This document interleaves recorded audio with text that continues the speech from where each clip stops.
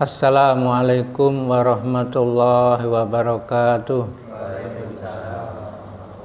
Innal hamdalillah nahmaduhu wa nasta'inuhu wa nastaghfiruh wa na'udzu billahi min syururi anfusina wa min sayyiati a'malina. May yahdihillahu fala mudhillalah wa may yudlilhu fala hadiyalah. Asyhadu an la ilaha illallah wa asyhadu anna Muhammadan abduhu wa rasuluh. Allahumma sholli wa sallim ala sayyidina Muhammad wa ala ali sayyidina Muhammad. A'udzu billahi minasy syaithanir rajim. Bismillahirrahmanirrahim. Wa man ahsanu qawlan mimman da'a ilallah wa 'amila shalihan wa qala innani minal muslimin. Qala Nabiyyu sallallahu alaihi wasallam may yuridillahu bihi khairan yufaqihu fiddin. Shadaqallahul azim wa shadaqa rasulil karim. Alhamdulillah, saudara-saudara yang dirahmati Allah Subhanahu wa taala, kita senantiasa panjatkan puji syukur kehadirat Allah Subhanahu wa taala yang tidak pernah lepas, senantiasa memberi perhatian kepada kita, yang tidak pernah lepas dari senantiasa merahmati kita, yang senantiasa melimpahkan nikmat kepada kita, yang mencurahkan kasih sayangnya kepada diri kita, yang senantiasa melindungi diri kita. Sesaat saja kita tidak diperhatikan oleh Allah Subhanahu wa taala, maka kita pasti akan binasa. Sesaat saja kita tidak mendapatkan rahmat dari Allah Subhanahu wa taala, kita pasti celaka. Jadi ini semuanya karena Allah Subhanahu wa taala. Kemudian rahmat dari Allah Subhanahu wa taala diantaranya adalah kita dimudahkan untuk taat kepada Allah Subhanahu wa taala. Kita dimudahkan untuk melaksanakan perintah-perintah Allah Subhanahu wa taala. Dimudahkan untuk menjalani kehidupan sesuai dengan sunnah. Ini karena Allah SWT semuanya. Contohnya kita berangkat ke masjid melaksanakan sholat berjamaah. Kadang kita menyangka bahwa ini karena kekuatan kita, ya, karena apa yang ada pada diri kita. Tapi coba kalau kita renungkan, kita berangkat ke masjid, seandainya ya, tidak diberi kaki, tidak diberi tangan, tidak ada mata, tidak ada telinga, tidak bisa kita, ya.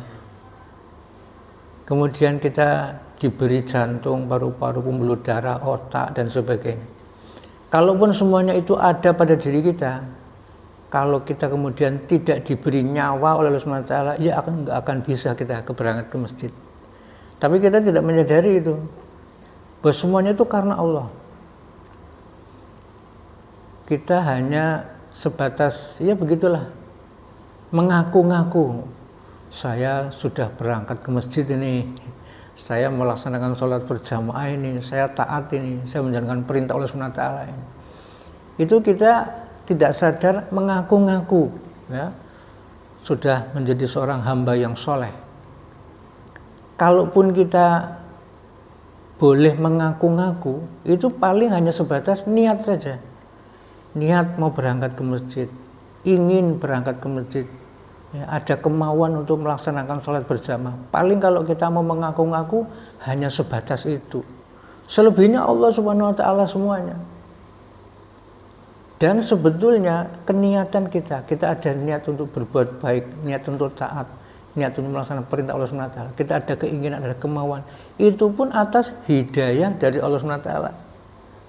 Ya. Kalau tidak Allah beri hidayah, tidak ada keniatan kita, tidak ada keinginan, tidak ada kemauan. Jadi nyaris kita itu dalam amal-amal kebaikan semuanya itu nyaris kita tidak ada apa-apanya. Semuanya Allah SWT, karena Allah SWT, karena Allah mencintai kepada kita, karena Allah memberikan rahmatnya pada diri kita. Dengan sifat kasih sayang Allah SWT ini, dengan rahmatnya, kita dimudahkan segala-galanya untuk kebaikan. Nah, kalau ini kita pahami betul-betul, ya, kita jaga fikir dan perasaan ini, insya Allah kita akan terjaga, tidak akan kemudian menjadi sombong. Ya, sudah beramal baik, kemudian setan pintar, ya, amalnya sudah bagus.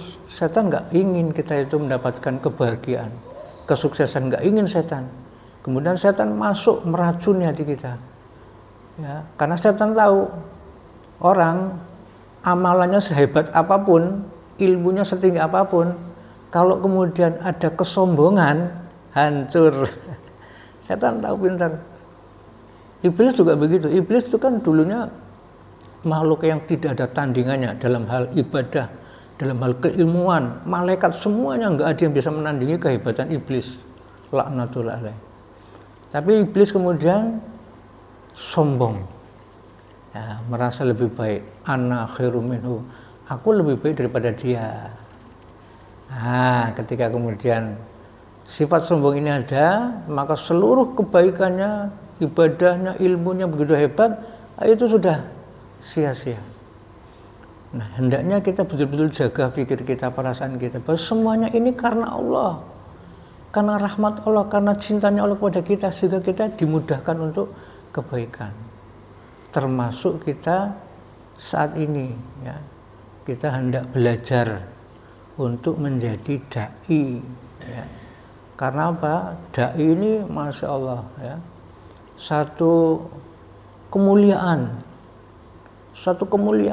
ya. Seluruh umat-umat itu hanya umat akhir zaman saja mendapatkan kemuliaan. Nabi-nabi terdahulu umatnya itu tidak diberi tugas, tanggung jawab, kewajiban untuk mendakwahkan agama, tidak. Begitu nabinya sudah dipanggil oleh SWT, sudah tidak ada kewajiban untuk melanjutkan dakwah para nabi dulu. Ketika kemudian Rasulullah SAW itu diutus oleh SWT, maka semua umat Kanjeng Nabi punya tanggung jawab, punya kewajiban, punya hak dalam mendakwakan agama, bahkan meneruskan kerja agama ini ketika Rasulullah SAW sudah dipanggil oleh SWT. Maka semua umat Kanjeng Nabi itu wajib. Jadi kita punya dua tanggung jawab sebagai hamba Allah, kita beribadah kepada Allah SWT, dan tanggung jawab sebagai umat Rasulullah SAW, kita melanjutkan kerja kenabian sebagai seorang dai. Wah, ini juga begitu, ya. Ini satu kemuliaan yang tidak dimiliki umat-umat sebelumnya. Walaupun mereka usianya panjang-panjang, ibadahnya lama, ada yang sampai 500 tahun beribadah, ada yang sampai 1000 tahun, ada yang sampai 2000 tahun mereka beribadah, tetapi tidak bisa menyaingi, mengalahkan amalannya umat akhir zaman yang usianya sekitar 60-70 tahun. Mengapa? Karena ada satu tanggung jawab yang sangat besar sekali, yaitu tanggung jawab dakwah. Dan ini diberikan kepada seluruh umat akhir zaman semuanya. Nah, alhamdulillah, ini pun juga karena Allah, ya. Bukan karena kita itu, karena amalan kita, karena kepahaman kita, karena ilmu kita, karena segala-galanya apa kita. Tidak sama sekali. Semata-mata anugerah, rahmat, kasih sayang dari Allah SWT, sehingga kita itu dipilih. Nah, ini pilihan. Ini amal pilihan yang milih Allah SWT sendiri, ya. Terserah Allah SWT. Allah Maha Kuasa, Maha Berkehendak. Mau memilih siapa saja di antara hamba-hambanya, terserah. Ya. Yang dipilih kok orang-orang yang seperti ini. Ya terserah Allah SWT, ya. Di balik daripada kehendak Allah SWT itu ada hikmah yang sangat besar, yang hanya Allah SWT saja yang Maha mengetahuinya. Maka alhamdulillah kita bersyukur Allah SWT memilih kita, memberi kesempatan kepada kita untuk belajar dakwah yang telah dicontohkan oleh Rasulullah SAW. Ya. Nah, saudara sekalian yang dirahmati Allah SWT, jadi kita ini dalam rangka belajar menjadi dai. Ya. Siapa itu dai? Siapa itu karkun? Ya. Kalau tim taskil itu tahunya kamu karkun, dia dai. Dari mana? Oh, dia pernah keluar 3 hari, pernah keluar 40 hari, pernah keluar 4 bulan, pernah keluar negara jauh, pernah keluar Masturah, pernah keluar Rijal, pernah keluar jalan kaki. Ya. Ini tim taskil tahunya dari situ. Tercatatlah seseorang itu sebagai seorang dai, sebagai seorang karkun. Karena dalam catatan tim taskil dia pernah meluangkan waktu. Tetapi ini kata Kiai Uzairon almarhum, apakah betul kita itu nanti masuk juga dalam catatan para malaikat sebagai seorang dai? Wah, sudah kemana-mana, ada 4 bulan, 40 hari dan sebagainya. Di tim taskil, tapi di tim malaikat, apakah betul kita itu tercatat sebagai seorang dai? Ya, mudah-mudahan kita di tim taskil tercatat sebagai seorang karkun, sebagai seorang dai, di malaikat juga begitu. Nah, mudah-mudahan ya. Kita ini belajar ya, sampai mati pun kita tetap belajar. Siapa dai yang hakiki ya, sebenar-benar dai itu siapa? Allah Subhanahu wa taala ya. Allah itu dai yang sebenar-benar, dai yang hakiki, yang menyelamatkan umat manusia. Yang menyelamatkan umat manusia kan hanya Allah ya. Semuanya ini dijadikan perantara. Termasuk para nabi, para rasul itu sebagai perantara, sebagai utusan Allah SWT untuk menyelamatkan umat manusia. Yang menyelamatkan Allah, karena Allah SWT dai yang hakiki, sebenar-benarnya dai. Para nabi, para rasul juga dai karena dengan pengorbanan waktu, harta diri, dan pengorbanan segala-galanya itu untuk menyelamatkan umat manusia semuanya. Nah, kemudian umat akhir zaman ini yang meneruskan ya, yang belajar meneruskan kerja kenabian, karena sudah tidak ada lagi nabi sampai kapanpun ya, rusaknya seperti apapun zaman umat manusia itu tidak akan diturunkan nabi lagi. Maka siapapun umat akhir zaman ini punya tanggung jawab, punya kewajiban, punya hak untuk melanjutkan kerja kenabian. Nah, maka orang-orang tua kita ya, dengan latihan-latihan 3 hari, 40 hari, 4 bulan itu untuk mendapatkan sifat-sifat, 6 sifat ini. Jadi dikatakan dai ketika 6 sifat ini wujud dalam hati seseorang ya. Sifat dan hakikat kalimat iman, la ilaha illallah Muhammadur Rasulullah, salat khusyuk wal khudu', ilmu ma'zikir, ikramul muslimin, tasihun niat, dakwah wa tabligh, khuruj fi sabilillah. Sejauh mana 6 sifat ini wujud dalam hati seorang, maka sejauh itu pula ya, dia akan menjadi seorang dai. Betulkah sifat ya, hakikat kalimat la ilaha illallah Muhammadur Rasulullah telah wujud, yang mana maksud dan tujuannya bahwa kita hanya meyakini tentang kebesaran Allah.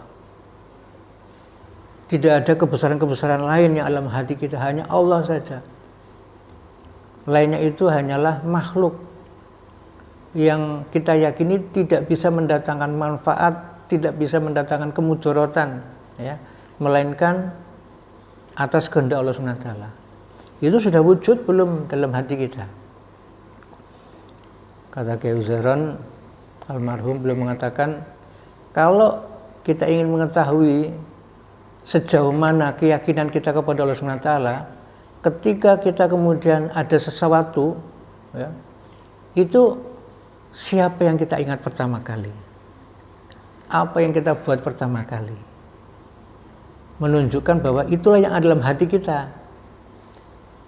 Kita misalnya suatu ketika sakit ya, lah kok yang diingat pertama kali, yang diyakini pertama kali dokter, obat ya.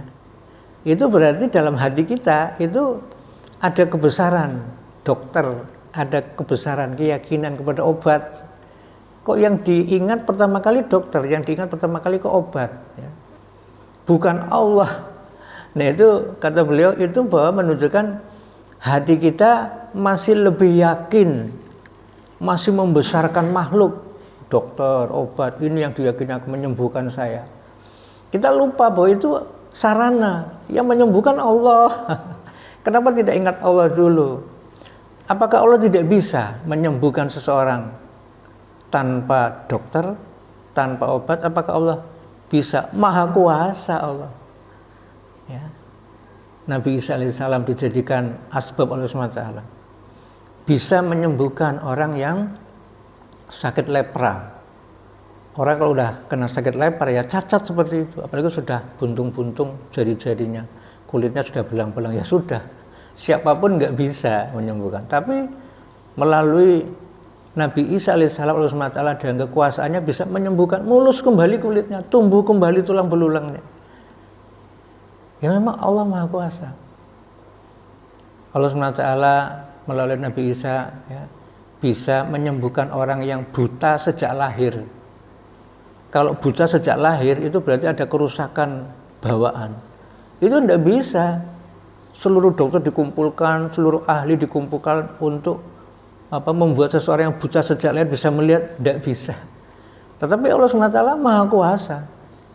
Ya, tanpa obat, tanpa operasi dan macam-macam, Nabi Isa kemudian dengan izin Allah SWT menjadikan orang yang buta sejak lahir bisa melihat. Bahkan bisa menghidupkan orang yang sudah mati. Ya. Kita punya anggota keluarga sudah meninggal, bawa kemanapun, yes. Tolonglah, biaya berapapun akan saya bayar, tapi tolong ini hidupkan kembali ibu saya, bapak yang sudah mati, anak yang sudah mati. Ya tidak bisa. Tapi Allah SWT Maha Kuasa menghidupkan yang mati. Bahkan Nabi Isa dengan izin Allah SWT menciptakan makhluk hidup, ya, dari benda mati. Tanah liat dibentuk burung, ditiup jadi burung. Nah ini keyakinan ini sudah sejauh mana dalam hati kita? Apakah kita masih membesarkan makhluk, makhluk masih meyakini bahwa makhluk itu lebih daripada Allah SWT?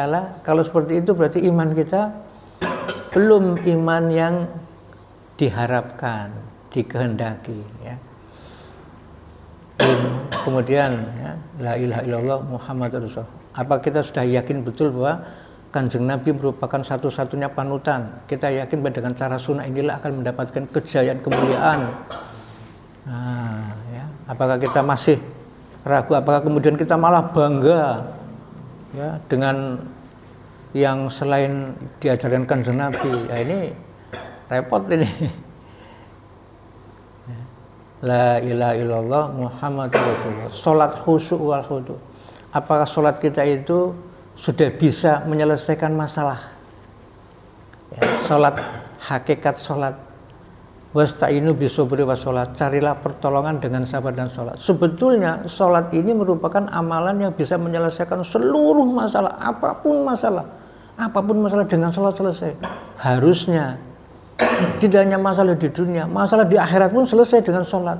Kalau sholatnya itu sholat yang benar-benar. Sahabat dulu ketika sawahnya kering, ya, tidak ada hujan turun, itu cukup sholat 2 rakaat. Itu pun sholat sunnah, hanya 2 rakaat. Tetapi karena sholatnya itu sholat yang benar-benar, ya, sholat yang hakikat sholat selesai langsung turun hujan, persis di tanah sahabat itu, tidak tempat lain. Ya, coba teknologi macam apa yang bisa membuat seperti itu kalau bukan dari Allah SWT. Kemudian ada juga sahabat Ali ketika pulang tidak ada makanan, kemudian sholat lagi. Kemudian ternyata gilingan gandum itu muter sendiri, keluar gandum. Penasaran, setelah diisi semua kantong-kantong dengan gandum, udah penuh semua kantong-kantong dengan gandum, penasaran dibuka, berhenti. Disampaikan pada Kanjeng Nabi, saya mengalami begini ya Rasulullah, kalau saja kamu tidak membuka itu gilingan gandum, maka gilingan gandum ini akan berputar terus sampai hari kiamat, tidak berhenti-berhenti. Tidak perlu kita bekerja, sudah Allah cukupi. Jadi sholat yang betul-betul sempurna itu akan menyelesaikan semua urusan-urusan kita. Sholat khusyuk wal khudu', ilmu ma'azikir. Ya, betulkah kita sudah memahami apa yang dikehendaki Allah? Betulkah kita sudah mengetahui sunnah-sunnah Rasul? Betulkah kita senantiasa sambung dengan Allah SWT, tidak pernah putus? Ataukah kita banyak lalainya? Ikramul muslimin. Apa kita itu sudah betul-betul satu hati dengan sesama umat Islam, tidak lagi melihat kepada perbedaan-perbedaan yang ada, bukan mempermasalahkan hal-hal yang beda, tapi kita melihat kepada kesamaan, memuliakan mereka bagaimanapun. Apabila ada iman dalam hati mereka, walaupun imannya kecil tapi sempurna, itu Allah ganti dengan surga yang luasnya 10 kali dunia seisinya. Allah saja memuliakan hamba itu, kok kita menghinakan, kok kita merendahkan, kok kita mencari-cari kesalahan. Nah, ini tasihunnya, luruskannya. Betulkah niat kita hanya mengharap ridho Allah SWT? Betul-betul mentok. Niat itu harus betul-betul mentok hanya karena Allah, tidak ada karena yang lain. Mentok betul-betul. Seperti kalau kita pasang mur itu, kalau murnya mentok, ya betul-betul mentok, betul-betul sempurna, itu ya aman perjalanan. Tapi kalau murnya itu nanggung, hanya sekedar dipasang saja, niat kita hanya sekedar niat-niatan, itu ya bahaya nanti di tengah jalan. Ya. Tasawufnya dakwah wa tabligh. Kita jadikan dakwah sebagai maksud hidup kita, dimanapun, kepada siapapun, dengan siapapun, kemanapun, berapa lama pun, ya, dalam keadaan bagaimanapun, dakwah menjadi tujuan hidup kita. Nah, insya Allah seperti itu. Semoga kita nanti dicatat juga oleh malaikat sebagai dai, bukan hanya dai di dunia, dai di akhirat. Tidak hanya itu, dai yang sebenarnya adalah Allah SWT, Kanjeng Nabi.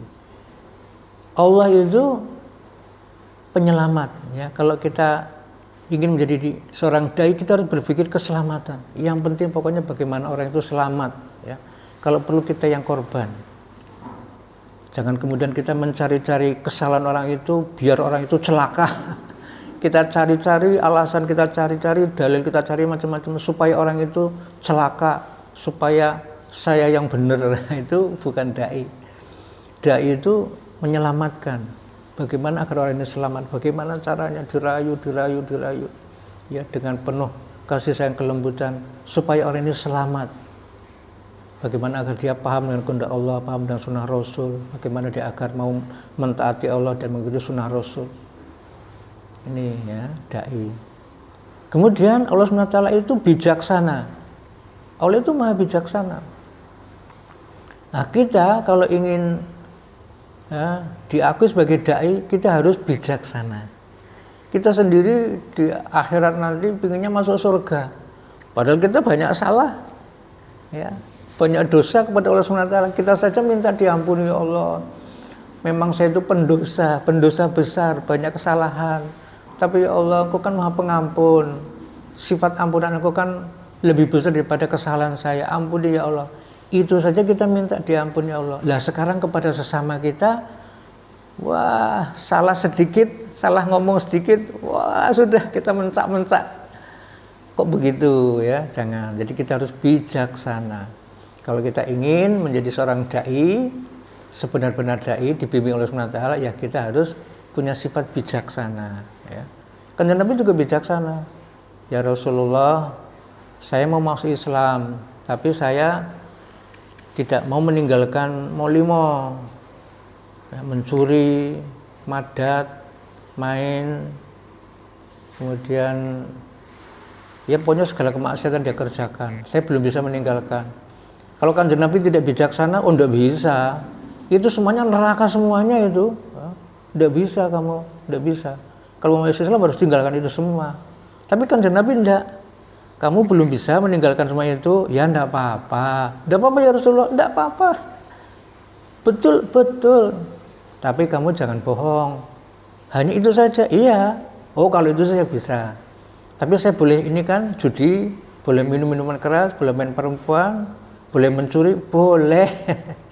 Asalkan jangan bohong. Wah, seneng orang ini. menyatakan diri masuk Islam udah dua kalimat syahadat. Nah, ketika dia mau minum minuman, ingat saya tidak boleh bohong. Nah, nanti kalau ketemu Kanjeng Nabi, kamu dari mana semalam? Dari minum minuman. Aduh, izin aku. Akhirnya dia nggak minum minuman. Mau judi, ingat lagi saya tidak boleh bohong. Nanti kalau ditanya kamu dari mana semalam berjudi, malu. Akhirnya nggak jadi zina. Akhirnya ditinggalkan semua dengan kebijaksanaan. Jadi seorang dai itu harus betul-betul bijaksana. Jangan saklek, jangan harus bijaksana. Apalagi kepada orang dengan kelembutan kasih sayang. Penuh kasih sayang, kebijaksanaan, ya. Dan sifatnya pemaaf. Allah SWT itu kan Masya Allah maha mengampuni dosa hamba yang sekian lama diampuni Allah SWT. Nah, kita ini dalam rangka belajar 3 hari, 40 hari, 14 untuk tadi memperbaiki diri, terutama kita memperbaiki diri. Jadi intinya itu kita memperbaiki diri. Orang lain sifatnya kita hanya mengajak, yuk sama-sama yuk memperbaiki diri, ya. Kita bukan memperbaiki orang lain. Ketika kita mau memperbaiki orang lain itu sudah salah niat. Kita merasa bahwa aku paling baik ini, aku akan memperbaiki kamu itu nggak benar, saya yang paling baik. Wah, itu sudah salah, sombong. Itu sudah kemasukan virusnya iblis laknatullah. Maka kita belajar. Nah, kita belajar 3 hari, 40 hari, 4 bulan. Kita niatkan memperbaiki diri, ketemu kepada siapapun dalam rangka untuk mendapatkan 6 sifat ini tadi. Kita ingin mendapatkan 6 sifat ini. Hakikatnya untuk diri kita sendiri. Maka bagaimana nanti kita belajar taat kepada Allah SWT dengan cara kita taat kepada amir. Nanti akan ditunjuk amirnya siapa. Nah, kita belajar taat kepada amir. Bagaimana kita bisa taat kepada Allah yang tidak kelihatan, kalau kepada yang nampak saja kita tidak bisa mentaati. Selama amir itu memerintahkan kita untuk hal yang bersifat ketaatan kepada Allah, ya taati, samina wa ata'na. Ya, kita samina wa ata'na. Kemudian juga bagaimana kita di dalam masjid itu, ya kita perbanyak dakwah ilallah, ta'lim wa ta'alum, zikir, ibadah, dan khidmat. Kita perbanyak. Dan kita kurangi masa makan, masa minum, masa tidur, masa istirahat. Kita kurangi mujahadah, karena kita akan menjumpai umat manusia menyampaikan perkara yang penting, ya. Jangan kita hanya pindah saja. Di sini tidur-tidur, di sana tidur-tidur. Di sini kita main-main, di sana kita main-main, hanya pindah tempat. Tidak, kita belajar mengurangi semuanya, ya, karena kita akan menyampaikan sesuatu perkara yang penting agama. Kemudian bagaimana, ya, kita akan mendahulukan amal ijtimai daripada amal infiradi. Meskipun itu hanya makan, ya, tapi kalau itu waktunya makan, udah kita selesaikan amalan-amalan infiradi kita. Lagi baca Quran, selesaikan, dituntaskan, segera menuju kepada perkhidmatan, kita makan bersama. Kalau sudah waktunya tidur, jangan kemudian waktunya tidur kita ngobrol, dakwah keras-keras sehingga mengganggu yang sedang tidur. Ini nanti bisa pecah hati. Dan pada akhirnya kita semua dalam rangka belajar, ya, belajar. Maka yang paling penting kata ulama, kata masyayikh kita, orang-orang tua kita, kesatuan hati. Ini kesatuan hati penting, ya. Jadi jangan kemudian kita melihat kekurangan-kekurangan kita. Apalagi kalau keluar lama ini biasanya setan menggoda dengan menampakkan kekurangan-kekurangan teman kita. Dan kita jadi kasyaf. Tiba-tiba kita jadi kasyaf, bisa melihat kekurangan-kekurangan teman kita. Hati-hati, ini adalah tipu daya setan. Satukan hati, tetap satu hati. Dengan satu hati, Allah SWT akan turunkan pertolongan sepenuhnya. Dan dengan pertolongan SWT ini, hidayah akan tersebar ke seluruh alam sampai hari kiamat kelak. Insya Allah, ya. Dan doakan kita semuanya, doakan yang di rumah, doakan saudara kita, doakan hidayah semuanya agar semuanya mendapatkan hidayah, mendapatkan pertolongan SWT, mendapatkan ampunan, dan menjadi da'i-da'inya Allah Subhanahu wa ta'ala. Insya Allah. Kita berdoa insya Allah.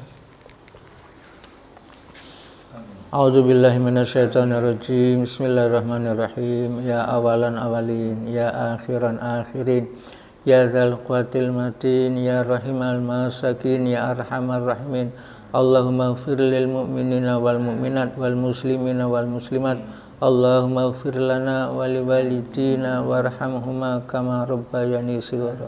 Wahai Allah yang maha melihat, maha mendengar, maha mengetahui, maha kuasa, maha berkehendak, maha perkasa, maha suci, maha mulia, maha agung, maha sempurna. Wahai Allah, ampunilah dosa-dosa diri kami ya Allah. Ampunilah dosa-dosa kedua orang tua kami. Ampunilah dosa-dosa istri kami, anak-anak kami, anak keturunan kami, saudara kami, dan umat Islam seluruhnya ya Allah. Wahai Allah ya Tuhan kami ya Allah, kekalkan kami dalam hidayah-Mu ya Allah. Limpahkan hidayah kepada diri kami ya Allah. Ya Allah ya Tuhan kami, mudahkan kami untuk senantiasa mentaati perintah-perintah Engkau ya Allah. Mudahkan kami untuk senantiasa mengikuti sunnah-sunnah Rasulullah SAW. Ya Allah, kami dalam rangka belajar ya Allah untuk menghidup-hidupkan dakwah mengikuti sunnah Rasulullah SAW.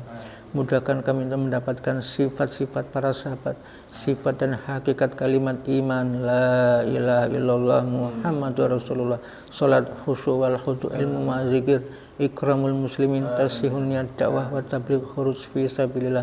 Mudahkan kami untuk memperbaiki diri. Wahai Allah, jadikan kami sebagai asbab hidayah seluruh alam ila yaumil qiyamah.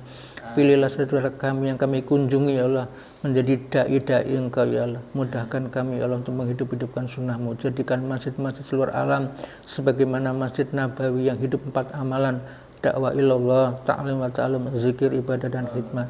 Jadikan kami semuanya sebagaimana para sahabat ya Allah yang memiliki sifat-sifat dan hakikat kalimat iman la ilaha illallah Muhammadur Rasulullah, salat khusyuk wal khudu, ilmu ma'zikir, ikramul muslimin, tasihun niat dakwah wa tabligh. Satukan hati kami sebagaimana Engkau telah menyatukan hati antara kaum muhajirin dan kaum ansar. Rabbana atina fid dunya hasanah wa fil akhirati hasanah wa qina azabannar. Wa subhana rabbika rabbil izzati amma yasifun wa salamun alal mursalin walhamdulillahi rabbil alamin. Amin amin ya rabbal alamin. Astagfirullah. Masya Allah, Masya Allah, Masya Allah. Amirul Agus. Usul Amir siapa? Agus Asal. Usul Pak Amirnya sinten? Pak Soleh. Usul? Pak Soleh. Suara terbanyak berkah. Amir Pak Soleh insyaallah. Monggo. Pak ini bawa ya Pak.